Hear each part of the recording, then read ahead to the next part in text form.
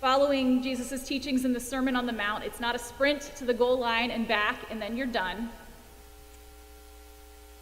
Seeking long-term spiritual growth, seeking spiritual maturity, that's not a 100-yard dash. It's a long haul, it's a journey, a marathon. As I was hearing these warnings and thinking about it in this vein, I also thought about the pandemic as a whole. Remember back in March when we thought collectively maybe it would be that we'd be inside for a couple weeks or maybe a couple months. And so we ran out and we stocked up on all the things that we needed. And we went full throttle to move our schools and our work and our church and our relationships all in line. We had a rush of energy to push through it.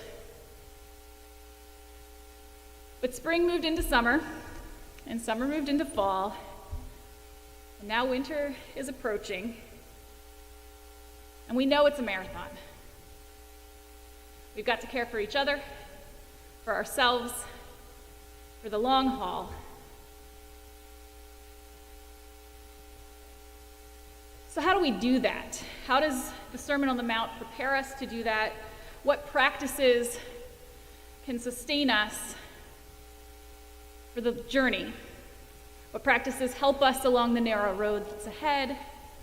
What practices help us bear good fruit, help us root ourselves in solid ground instead of in sand? Well, first and foremost, what I know from people who are better runners than I am, endurance is something that rises up from within. Stamina rises up from within. Sometimes when we don't feel like we have it in us, somewhere that stamina comes and you're able to make it to the finish line. In his letter to the church in Rome, Paul talks about this experience of feeling like we don't have it in us, but the Spirit prays for us with sighs too deep for words. And that rises up from within us and gives us what we need to move forward.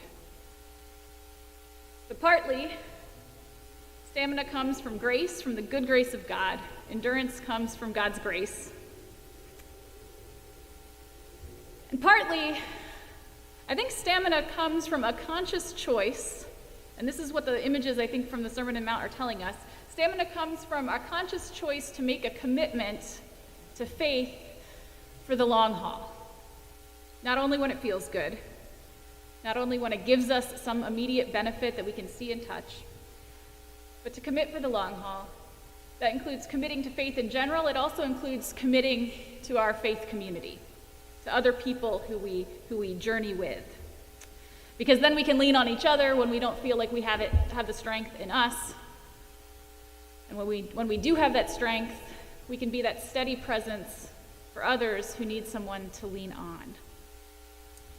And so then step by step, we walk that road together. We run that race together.